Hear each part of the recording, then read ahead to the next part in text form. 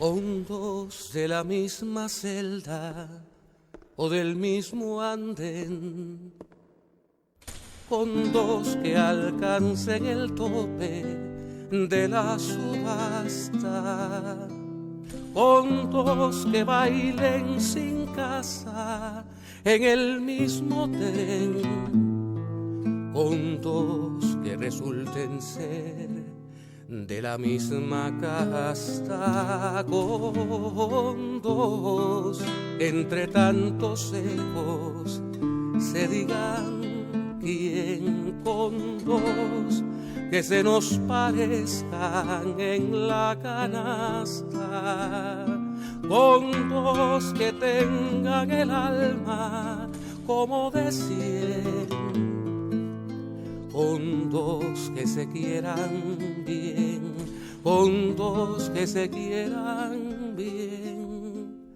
hondos que se quieran bastar, hondos que tengan el alma como de 100, hondos que se quieran bien, hondos que se quieran, hondos que se quieran bastar.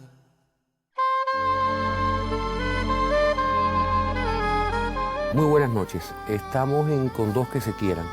Ahora aquí en Quinta Avenida y calle 32, en Miramar, en los maravillosos estudios Abdala. Hoy nos acompaña otro gran amigo mío, diplomático, escritor, políglota, cantante, pintor. Todo eso es él y mucho más. Mi amigo querido Raulito Roa Curí. Mucho gusto. Oye, perdón. De verte de nuevo.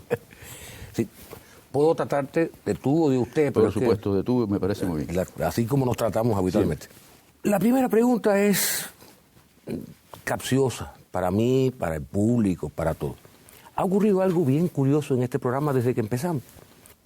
Me he dado cuenta, incluso en las opiniones que dan en Cuba Debate, o sea, que tenemos un foro donde ponemos los programas, donde la gente, cuando el programa viene personas de origen muy humilde, de extractos muy humildes, que llegan gracias a su talento, a su esfuerzo, al éxito, la gente habitualmente, el público, que es el televidente, ya no le ve defecto.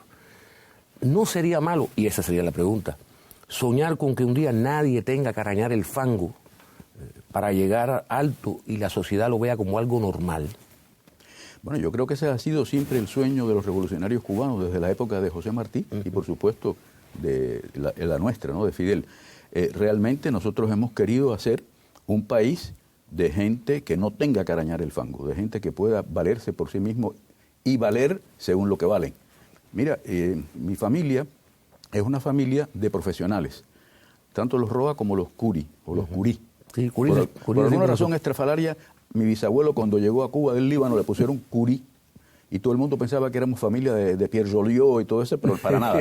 Esto es que en árabe es el Juri, que significa el cura. Son maronitas. Y gente muy humilde, mi bisabuelo y su mujer. Mi abuelo Juan B. Curí se hizo médico porque él estaba destinado a ser comerciante como la mayor parte de los libaneses de aquella época y trajo a sus hermanos a estudiar a La Habana también, a Pedro Curí, etcétera, el investigador de la medicina tropical. Sí. Los Roa son de Cifuentes. En Cifuentes nació Ramón Roa, mi bisabuelo. Él nació en cuna rica, pero él nació rico y murió pobre porque se alzó en la guerra del 68 y su familia perdió todas las posesiones, porque la ley española, cuando había, y sobre todo el primogénito, se alzaba para luchar contra la dominación española, te incautaban todas las cosas. Eso no fue nunca óbice para que el padre de Ramón Roa, Fernando Roa, le tuviera una gran estimación y fuese incluso al exilio a verlo para decirle, tú tuviste razón, tú naciste en Cuba. Bueno, mi padre ya nació en otra época, en 1907, su padre era un empleado público que no se puede decir ni mucho menos que fuera, en todo caso, como le decían antes en los Urbeyes, clase media baja. Clase media baja. Sí. Y claro, mi padre desde muy joven, y esto vale también para Ada Curí, echaron su vida con los pobres de la tierra. Mi madre como cardióloga era médico del Hospital Calixto García, tenía una consulta particular, y yo recuerdo que su profesor, Pedro Iglesias Betancourt, que era un gran clínico muy famoso en la época, le decía: Adita, tú tienes un grave error, tú no sabes cobrar tus consultas. Y es que mi madre, y en eso salió a mi abuelo Juan, ella jamás creyó que la medicina era un medio para enriquecerse, sino un medio precisamente para sanar, para curar. Es decir, que eran gente de una ética. Sí. De la medicina socialista, ¿no? El viejo Curí, sí. No Sí, solo, además, que él es precursor en muchos sentidos, también en el orden de la medicina, porque él, por ejemplo, fue el primero que en Cuba habló de comer fibras.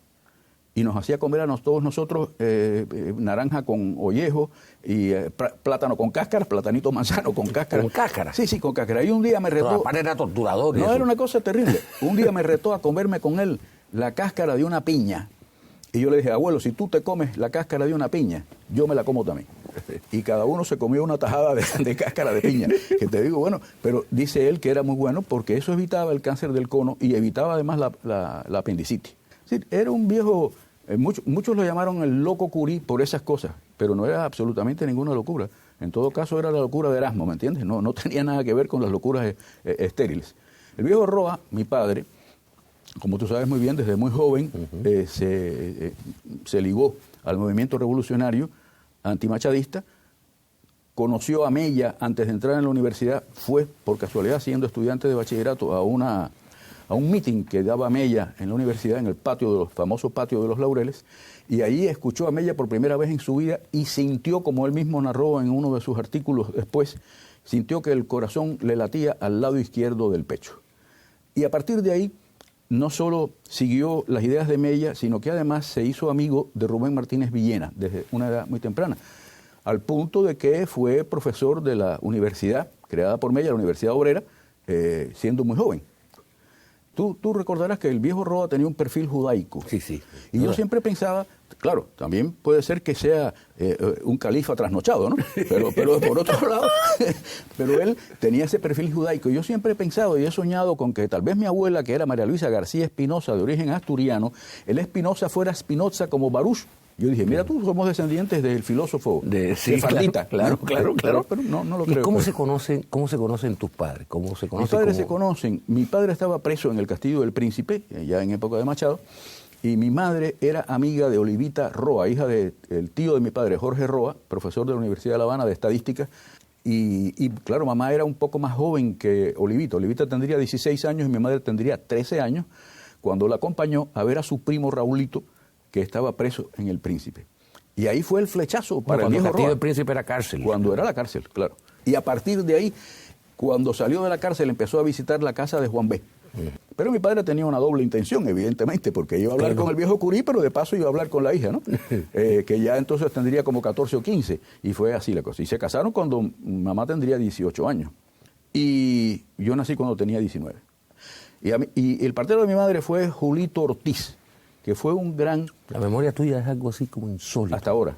Sí. Como decía mi padre, tengo memoria de papel de mosca. Sí. Él lo decía de sí, pero yo lo pienso igual, porque para todas estas cosas tengo una tremenda memoria. Ahora, cualquiera que esté mirando la televisión en este momento se da cuenta de tu locuacidad, es decir, que es una de las cosas que te viste, que te distingue. ¿De dónde sale esa facilidad que tú tienes para hacer cuentos? Para además hacerlo rápido, porque además... Pasa que esto es una entrevista que tiene un tiempo, pero claro, tú puedes hacer unos cuentos aquí, uno con otro. Bueno, mira, eso se lo debo a mi padre. Mi padre no solo fue un gran hacedor de cuentos, sino que además los hacía a la velocidad supersónica. El viejo tenía un estilo balístico, como tú sabes, ¿no? Sí, y hablaba muy rápido, y además hablaba de una manera increíble porque él hablaba con palabras cultas, sin ser nunca un culterano, sin ser nunca, ni mucho menos... Sí, pero era muy culto. Era muy culto, pero muy criollo al mismo tiempo. Era así, tenía la sabrosura de la cosa criolla en sus conversaciones. Cuando hacía intervenciones impromptu, cuando improvisaba. Sí. Cuando improvisaba en Naciones Unidas para responderle una réplica a los americanos o a cualquiera. Tú leías eso después y te parecía que lo había escrito. Y no lo había escrito, lo había improvisado. Ahora, eso viene primero de los años de profesor en las aulas universitarias, en que se acostumbró, por supuesto, a hablar y hablar con coherencia, hablar con una hilación, etcétera, etcétera. Y además también, bueno, tal vez de los Roa. Papá dice que él recibió legado de puño y letra de su abuelo, su manera de escribir. ¿Y tú? Y ¿La yo, recibiste pues, de tu padre? Debo haberla recibido de mi padre.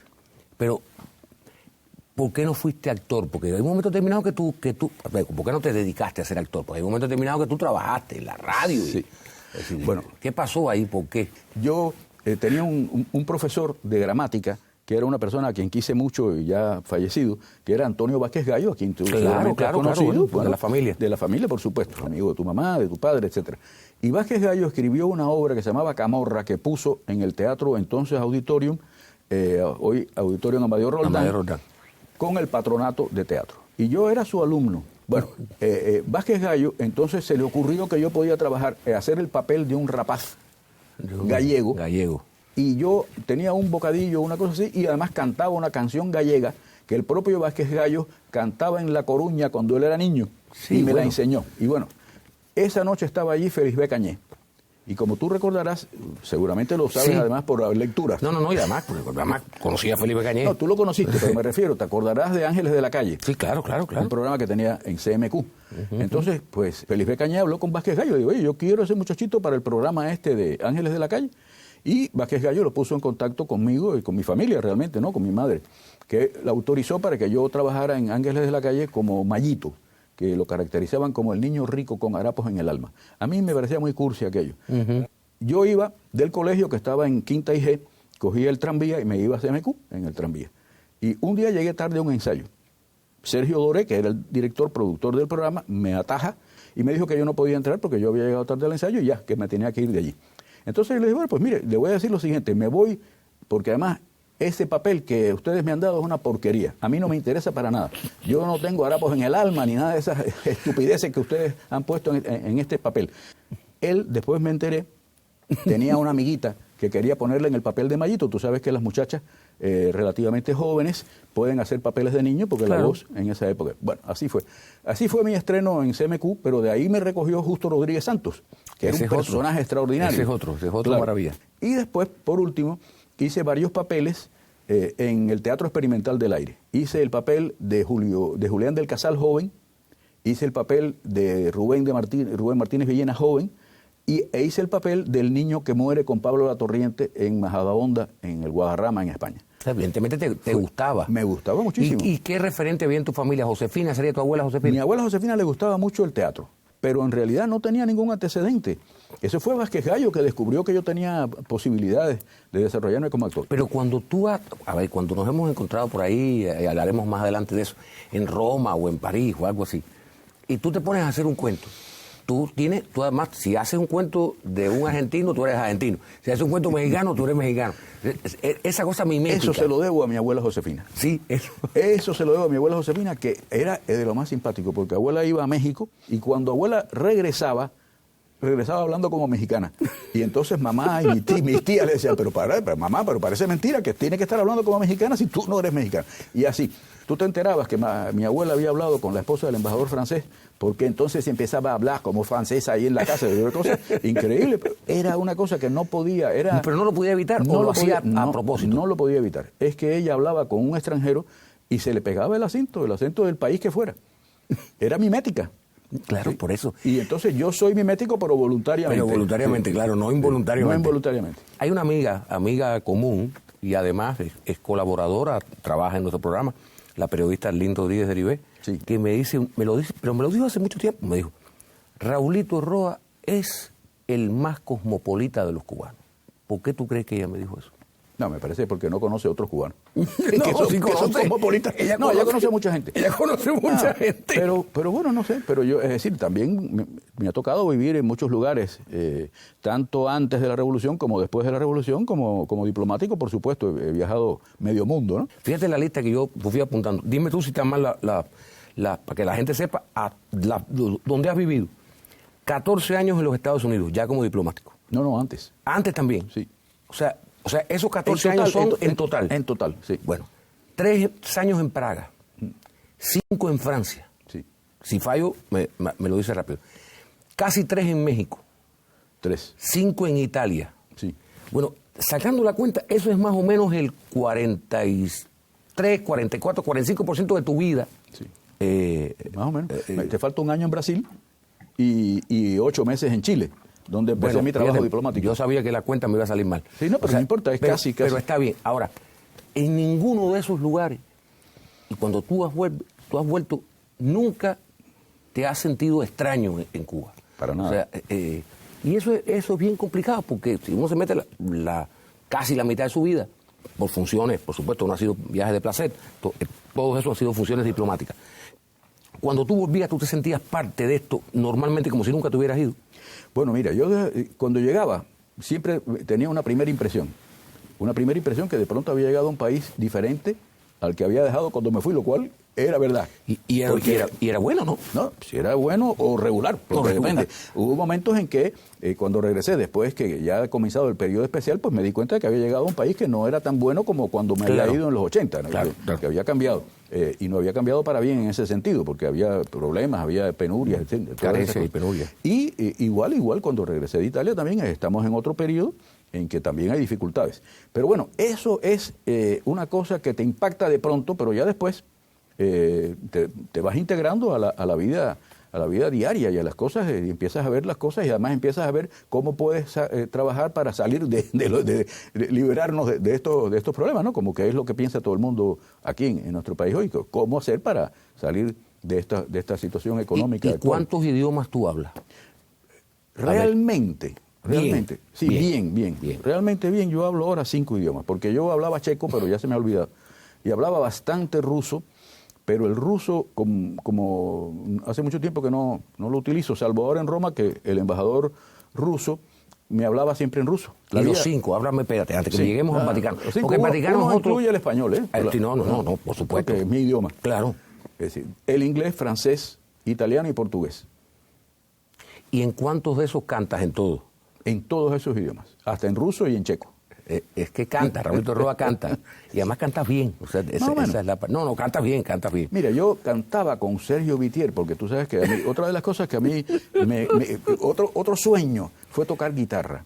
Y entonces con Sergito Vitier, una vez que mi primera esposa estaba fuera de Cuba, que ella es hija de italianos y fue a ver a los padres, Sergito se apareció por mi casa, porque yo tenía un tonelito de Bacardí, hechos por los toneleros de la antigua Bacardí de Santiago de Cuba, ¿no? Y ese tonelito tenía un ron que me habían regalado. Ya no Bacardí. Bueno, era un ron de esa misma fábrica. Se llamaba Caney. Caney. Caney. Claro. Sí, se llamaba Caney. Pero bueno, por alguna indiscreción mía, sabía que yo tenía el roncito y fue a verme para tomarse un roncito. Y entonces yo le dije, oye, chico, tú sabes que yo quiero aprender a tocar guitarra, y me dice, te voy a invitar, te voy a dar clases de guitarra. Entonces lo primero fue buscar una guitarra, y hubo un amigo de Sergio que nos dio una guitarra que Sergio escogió y que era bastante buena para un principiante. Y entonces, bueno, ahí en casa de Sergio, la famosa casa aquella que Fina García Marrús describe en uno de sus poemas, claro, así, una cosa tremenda. La casa de la víbora, ¿no? No, la casa de aquí, cuando estaba con Zaresca. Cuando estaba allá. Sí, ahí fue. Y ahí estaba, entonces conocí a Pablo, porque Pablito estaba allí con Yolanda, y Yolanda estaba con su primera barriga. Claro, porque Pablo vivió un tiempo ahí en casa de Zaresca. Vivió en casa de Zaresca y de Sergio. Hasta el punto, bueno, ahí conocí yo a Silvio, y conocí a Tintín, o sea, a Vicente. Y después más tarde conocí a Sara, y en fin, y a otra gente de la Nueva Trova. Y entonces yo me acuerdo que yo hacía ese chucuchún, y Silvio me puso el maestro chucuchún. Pero yo le dije, mire chico, pero con el chucuchún yo canto rancheras, canto cosas y me defiendo. Y bueno, así... Pero bueno, sí, a mí siempre me ha gustado cantar. ¿Con qué edad tú empezaste a ser diplomático? A los 23. Fui con Carlos Lechuga. A Carlos lo acababa de nombrar el comandante en jefe. Otro de los grandes diplomáticos. Gran diplomático nuestro, maestro de maestros. Y Carlos Lechuga me propuso, él me conocía, yo había trabajado con él en algunas cosas y habíamos estado en la época del mundo, etcétera, y le propuso al comandante que fuera yo con él a trabajar en la Embajada de Cuba en Chile. Y me nombraron contra el criterio de mi padre, que acababa de ser nombrado ministro de Estado en ese momento, porque decía, bueno, pero que van a pensar que es que yo soy el que he nombrado a Raulito aquí. Claro. Y entonces hubo una nota en el periódico que salió en Revolución, en la cual se explicaba que yo era nombrado en Chile y que eso era independiente del hecho de que yo fuera hijo del ministro, porque en esta revolución no había nepotismo. Así o sea, se publicó. Se publicó esa nota en Revolución. ¿Y tú conservas eso o no? Y yo creo que está en casa, sí. Me parece que sí. Porque eso lo recortó mamá. Ya. Raulito, ¿tú pintas todavía? Porque tú pintabas. Y yo pintaba, pero yo empecé a pintar desde muy joven. Y después seguí pintando cuando estaba en Praga. Y después cuando estaba en Brasil también hice bastante cosas al óleo. Al principio hacía wash primero. Y fue una cosa muy interesante porque un día hablando con René Portocarrero, a quien yo conocí desde que tenía 11 o 12 años, me dijo que él había aprendido a dar las cosas en las cosas de las marinas, los de acuerdo con lo que había visto que yo hacía. Y yo me quedé asombradísimo. Digo, ¿pero cómo es posible? Y dice, no, porque tú tenías una manera y una frescura que me gustó muchísimo. Bueno, le hice a él en Praga una iglesia barroca que se la regalé y la tenía en su comedor. Y René me contaba, lo cual me enorgullece enormemente, que la gente que llegaba allí le decía, ay René, ¿y esta? Mira qué bonita, ¿de cuándo es esta? Y dice, no, esta es de Raulito. Era la iglesia que... Bueno, ya después de eso, yo creo que ya después de Brasil yo he pintado muy poco. He pintado un poco con mi hija Mariela, con los colores de mi hija Mariela, que es la más pequeña, como tú conoces, la sobrina de Silvio. Sí. Y entonces le dejé algunas cositas así en la casa, pero después de eso más nunca he pintado. ¿Y cuántos cuadros de esos tú conservas o los has regalado? Conservo muy pocos, como 4 o 5 cuadros, óleos. Y el resto no. Y tengo algunas cosas que son sí, algunas acuarelas que sí tengo. Por ahí andan por la casa. Ahora hablaste de Mariela y ¿cuántas hijas tú tienes? Tengo 3 hijas, María Carla, Patricia y Mariela. 3 hijas de 3 mamás diferentes. De 3 matrimonios diferentes. Sí. Pero, ¿y cómo tú te llevas? Porque yo sé que tú te llevas bien con todo el mundo. ¿Cómo tú te llevas con todas tus ex esposas? Yo me llevo muy bien con todas. Además, por suerte, todas son tan inteligentes que han mantenido unas relaciones estupendas con mis otras hijas también. Es decir, que mis hijas no se tratan como si fueran medio hermanas, sino son hermanas. Es que ese término de medio hermano... medio hermano es horrible. Pero bueno, tú sabes que eso puede ocurrir. Ahora, háblame de Lili, porque Lili es tan simpática, tan ocurrente, tu actual de esposa. Ella es pintora. Ella es pintora. Ah, ella sí es pintora. Le gusta muchísimo, está haciendo muchísimas cosas ahora en la casa. Pero ella es como se conocen, así cómo funciona. Bueno, tú ya sé, por la familia, estaban toda la familia, ya los lechugas por allá, los rojos por aquí, ya, pero tú la conocías de siempre, ¿no? Bueno, de siempre, porque desde que era una niñita, era la hija de Lilian Lechuga, que es una amiga mía. Claro, sí, entonces, claro, yo la vi crecer y jamás me imaginé, por supuesto, que tendría yo nada que ver algún día con Lilian, ¿no? Pero bueno, las cosas ocurren, la vida está llena de sorpresas. ¿Qué música tú escuchas, Raulito? Es que siempre... Tú sabes que yo escucho diferentes músicas. ¿Cuál es la preferida? Para mí la barroca. De los músicos preferidos, bueno, pero me gusta, por supuesto, me gusta Bach, me gusta Mozart, sí, pero además me gusta, por supuesto, el loco pelirrojo fabuloso veneciano Antonio Vivaldi. Esa es la música que yo prefiero para escribir, para estudiar esa música. Ahora, me gusta la música nuestra, la música popular, no solo la trovadoresca, sino la música de la guaracha, el mambo, el danzón, toda esa cosa me gusta. Yo soy musical. ¿Y la ópera te gusta, no? Arias de la ópera. Arias. A mí siempre me pareció la ópera un género muy decadente y además había cosas que me molestaban. Sí, decadente. Había cosas que me molestaban mucho porque en la ópera tú tienes que de pronto una transición hacer, y es como tú dices ahora, dices, me da el café por favor, y una cosa tan ridícula, ¿no? Es decir, que no tiene sentido. Claro, las arias, sí, las grandes arias, me gustan mucho, las de Verdi y las otras. Pero había otras cosas que no. Yo tuve que ir a la ópera también por un problema de entrenamiento cultural, vamos a decir, porque no me vayan a decir que nunca fui estando en Nueva York, no fui al Metropolitan Opera House, y que claro que fui, y además vi varias cosas allí, y vi las Valquirias, ¿me entiendes?, de Wagner, que nunca me ha gustado Wagner, porque me parece bombástico, me parece una cosa terrible. Por eso le gustaba a Hitler, que era un tipo así. Claro, ¿no? Sí. A mí no me gusta nada de esas cosas de Valkyrie, no me gustan nada. Pero bueno, fui también a cosas de Verdi, que tiene más afinidad con nosotros, ¿no? Nosotros con él. Sí. Y también Verdi, que te quiero Verdi. Verdi, que te quiero Verdi, que también tiene mucha afinidad con nosotros, por Federico. A mí me encanta Verdi. ¿Cuántos libros tú has escrito, Raulito? Bueno, he escrito en realidad 3. Pero son 4, porque tengo uno nuevo que se llama Memoria de Mundos Varios, que no está publicado todavía, que se lo tengo que llevar a la editorial. Pero ya está terminado. Ya está terminado. Ya lo vio incluso mi editora, que en este caso es Vivian Lechuga. Sí, bueno, claro. Que es mi tía. Claro, sí, no, es que no sé. Es que claro, esto, yo me imagino que la gente debíamos sacar al final del programa una especie de mapa para ir llevando todas las familias, uniéndolo todo, porque la memoria, en este programa por lo menos, tu memoria solo ha sido comparable con la de Vicente. Vicente con la de también, Vicente, cosas maravillosas Vicente también. Feliu, sí, porque Sí. también tiene una memoria como la tuya, ¿no? Con el nombre y todo. Y eso a Vicente se me olvidó preguntarle quién había sido el comadrón, ¿no? El donatólogo que lo trajo. Estoy seguro que sabe el nombre, el apellido, la fecha de nacimiento del médico que lo trajo al mundo. De todas las embajadas en las que tú has trabajado, ¿cuál es la que tú recuerdas de todo ese trabajo diplomático con más nostalgia? Naciones Ahora. Unidas. Naciones Unidas, porque Naciones Unidas es un puesto de enfrentamiento, es un puesto de lucha, donde los embajadores cubanos, me refiero, ¿no? Sí. Para otra gente tal vez no sea nada de eso, pero para los embajadores cubanos es el puesto de enfrentamiento con el imperio, en millones de temas, además, porque estamos encontrados en casi todos los temas. Y a mí eso me estimulaba intelectualmente mucho, me pareció que era una cosa extraordinaria el haber podido representar a Cuba ahí en Naciones Unidas. ¿Y la última embajada tú tuviste, el Vaticano?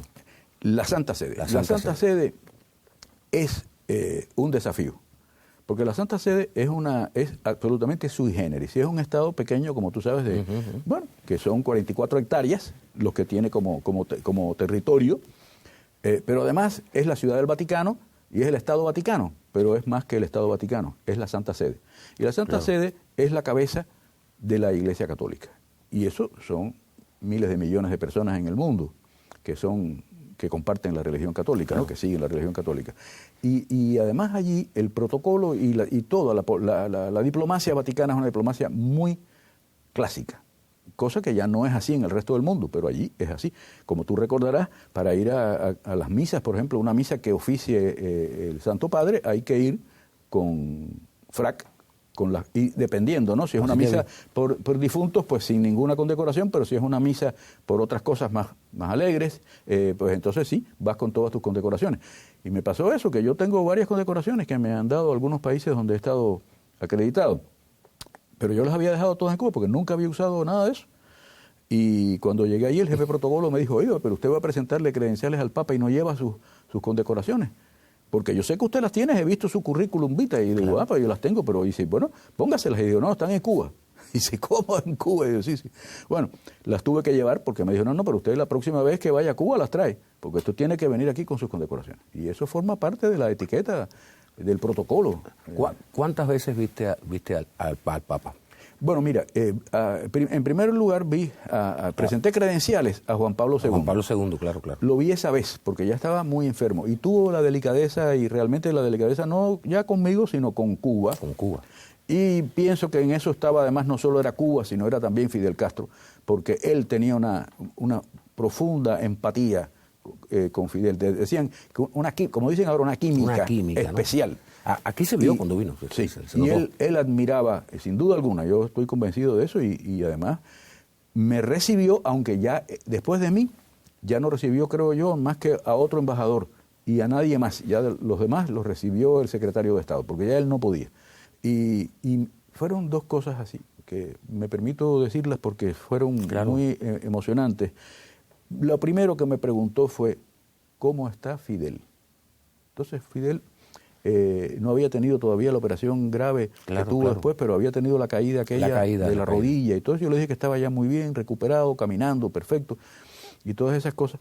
Y después, cuando yo termino, me dice, ¿y Raúl? Y me quedé tan sorprendido porque él conoció a Raúl también, por supuesto, y estuvo con él en Santiago de Cuba. Claro. Y entonces esa fue la segunda pregunta que me hizo. También, bueno, le hablé de todo esto, le hablé un poco de la situación en Cuba en aquel momento, que era difícil, etcétera. Y me dijo, ¿usted está solo? Le digo, no, estoy con mi esposa. Digo, que pase. Y entonces ahí nos hicimos la foto de familia con el Papa, que es... ¿Dónde te recibe su santidad? Él me recibió en su despacho, que no era usual, pero ya en este momento de su enfermedad sí recibía. ¿Y por qué no era usual? Porque no, porque él recibía normalmente en una sala prestigiosa del Vaticano, ceremonial, ¿no? Mientras que su despacho era el lugar donde él trabajaba. Ahí tenía su biblioteca y tenía su mesa.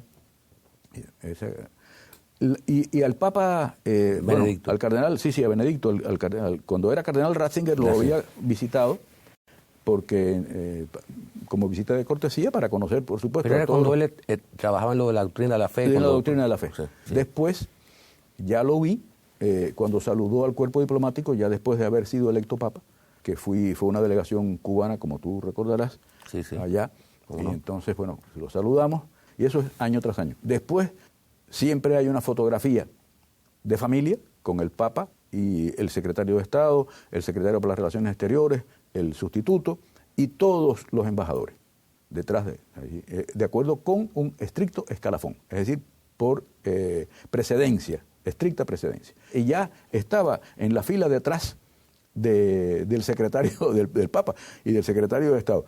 Y ahí me tocó venir, así que nunca llegué a la primera fila. No, nunca llegaste a la primera fila. A ver, tú estás acogido a esa cosa que se llama el retiro. No. No. No.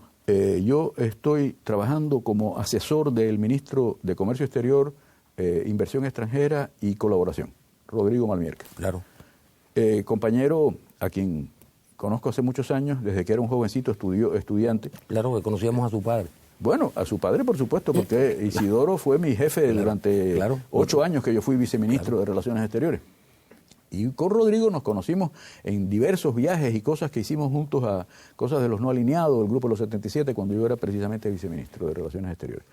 Y ahora cuando regresé, pues Bruno muy amablemente quería darme una dirección, me habló más o menos, y yo le dije, mire, yo realmente ya pienso que me gustaría más que nada ser asesor. Pero bueno, en el MINREX no hay asesores. Hubo, pero ya no hay ningún cargo de asesor y por lo tanto me dijo, bueno, yo no tengo ningún cargo de asesor, tú podrías ser profesor del ISRI. Le dije, no, pero yo no tengo vocación. Conferencias sí puedo dar, porque como tú ves, vaya, es difícil mandarme a callar. Entonces, bueno, no, pero a mí mucho. me encanta que yo creo que el éxito de estas entrevistas normalmente está, si algún éxito tuviera, no voy a ser vanidoso, en lo que dice el invitado, porque al final de cuentas a mí la gente me ve toda la semana. No, Así que pero lo que tiene que hacer sentido es- porque las respuestas que tú elicitas son las que tú elicitas y Sí, son, pero a eres veces tú el que tampoco las son hace. tan buenas. Ah, A veces tampoco algunas son preguntas son muy buenas. ¿Cuál fue el sumum, ¿no?, de tu padre como diplomático? ¿Y cuál sería el tuyo?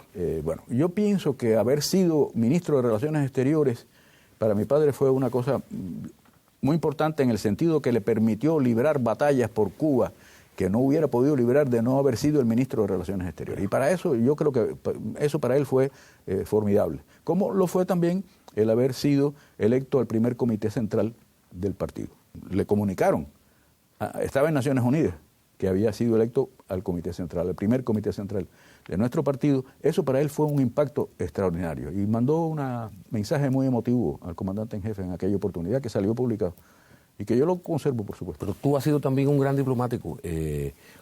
Sí, tú lo sabes y lo sabe nuestro pueblo, por lo menos las personas que están muy atentas al devenir político de la nación. ¿Cómo tu papá le dijeron, no sé quién se lo puso, tú me lo dirás, canciller de la dignidad? Es decir, Eso fue cuando las sexta y séptima reuniones de la OEA, que fueron que tuvieron lugar en San José, Costa Rica, en el año 1960. Allí fue aquella famosa reunión en la cual mi padre se retiró abruptamente y le dijo, bueno, después de haber denunciado la camancola, como dicen, que habían armado los americanos contra Cuba allí para condenarla, etcétera, etcétera, preparar el terreno para la invasión después de Playa Girón y toda esa cosa. Él se levantó airadamente, se fue y dijo, me voy y conmigo se van los pueblos de América. Y entonces fue una cosa tremenda y la delegación cubana salió cantando el himno nacional. Y allá afuera había el pueblo costarricense que estaba oyendo toda aquella cosa y que además empezó a gritar viva Cuba y viva Fidel y todo aquello. Y entonces hubo un periodista que le dijo a mi padre, usted es el canciller de la dignidad latinoamericana. Y eso se quedó así, salió publicado en algún lado. Y aquí en Cuba, pues en fin, la gente le puso el canciller de la dignidad. Es un título nobilísimo porque es popular. claro. Pero si tú tuvieras la oportunidad de autodenominarte. ¿Yo? Sí. No, yo realmente no sé qué decirte. Pero la gente, a lo mejor todo el mundo no sabe que tú también has sido un gran diplomático. Por eso te digo, o sea, un diplomático que ha defendido a Cuba en escenarios diversos. Entonces, también a veces la modestia de las personas, tú eres un hombre muy modesto, te impide decir, bueno, yo sería también, bueno, entonces el hijo del canciller de la dignidad. O sea, sería Yo soy algo más que el hijo del canciller de la dignidad, porque yo soy el hijo del canciller de la dignidad, lo cual para mí es timbre de orgullo, Claro. por supuesto, pero yo soy yo. Y yo fui siempre yo desde siempre. ¿Por qué? Porque tener un padre ilustre es difícil. ¿Cuánto pesa? ¿Cuánto pesa? Pesa muchísimo. Mira, cuando yo era Dímelo a mí. un joven, cuando era un niño, muchachito en la escuela, era siempre el hijo, mira, el hijo de Roa, qué sé yo. Después, cuando llegué a la universidad, yo estudiaba Ciencias Sociales y Derecho Público y mi padre era el decano y además era mi profesor de Historia de las Doctrinas Sociales, etc. Entonces, yo era allí el hijo de Roa. Y ahí hubo hasta incidentes y cosas porque yo tenía buenas notas porque me gustaba la carrera, la estudiaba. Imagínate tú, si esto es en la universidad, después ya cuando soy diplomático y estoy en mi trabajo, ser el hijo del ministro de Relaciones Exteriores. Cuando yo regresé de Brasil en el 64, hablé con el comandante en jefe, por cierto, bueno, primero había hablado con el Che, que era mi amigo de México, y le dije, oye, yo quiero ir a trabajar contigo. Y entonces me dijo, sí, vienes a trabajar conmigo. Me acuerdo que pasaron unos días y me lo encontré en casa de unos amigos que él fue a recoger a Leida, que estaba con la hija porque era el cumpleaños de unos muchachitos. Sí. Y entonces me lo encuentro allí y le digo, oye, ¿mi trabajo qué? Me dice, sí, vas a trabajar con Miguelito Figueras en plan perspectivo. Y yo le dije, mira, yo no sé nada de planificación. Y me dice, no, pero si tú no sabes nada de nada, has sido hasta embajador. Entonces yo le contesté. Sí, ¿no? Entonces me dijo, pero te vas a poner bravo con el Che. Y se echó a reír. Sí, me dijo así. Claro, yo tenía una confianza con él que podía decirle ese tipo de cosas, ¿no? Por supuesto, yo conocí en México y éramos muy amigos y peripateábamos por México en aquella época con Javier Pasos y Manolito Evia, ya ambos difuntos. De todas maneras, la maravilla de eso es que tú eres el hijo de Raúl Roa, eres el hijo de la doctora Ada Curí, tan amiga de mi madre, tú sabes que se querían, no? Muchísimo. Cómo se querían. Y has llegado a ser uno de nuestros grandes diplomáticos, nuestros grandes hombres, y todavía tú eres joven, así que yo espero que en algún momento dejes de ser asesor de nuestro querido Rodrigo y vuelvas a ocupar un puesto importante en la diplomacia cubana que tanto te necesitas. ¿De qué cosa tú te arrepientes de no haber hecho en la vida? Porque tú has hecho en la vida lo que has querido, de todo. Bueno, de las cosas que he hecho no me arrepiento. No, ¿qué te hubiera gustado hacer en realidad? ¿Qué me hubiera? No, yo creo que todas las cosas que he hecho me gustaba. Pero tiene que faltarte algo tiene que faltarte, porque no puede ser, mira, te hablas todos los idiomas, has estado en todas las embajadas. Hay algo que tú dices, bueno, yo quisiera haber estado en tal. No estuve en la sierra, eso es algo que me hubiera gustado. Pero tú sabes que cada día se hace, aunque pueda parecer una metáfora, más necesario subir a la sierra, a defender la sierra aquella que nos ganamos. Claro que a veces hay veces que la gente la quiere echar a perder. Tienes razón, eso es verdad. Entonces, bueno. Pero yo seguiré trabajando como asesor de Rodrigo, que me parece que es una cosa en la cual puedo ayudar. Está bien, yo espero. Y si no, y si la cosa se pone mala, y espero que no pase, pues nos vemos en la sierra. Bueno. Te quiero mucho, Raulito.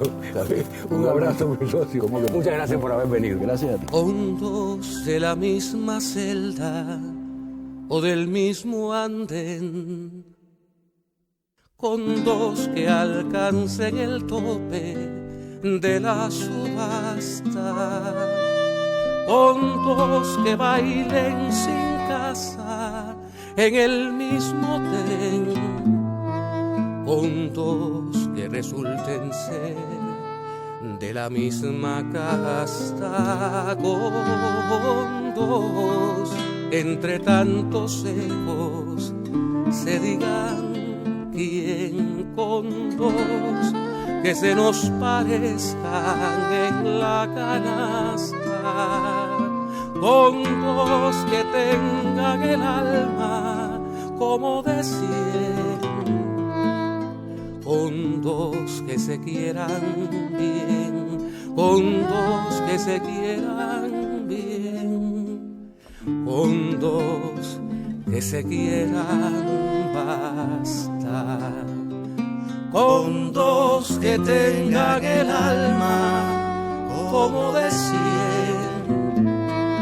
con dos que se quieran bien, con dos que se quieran bien, con dos que se quieran bastar.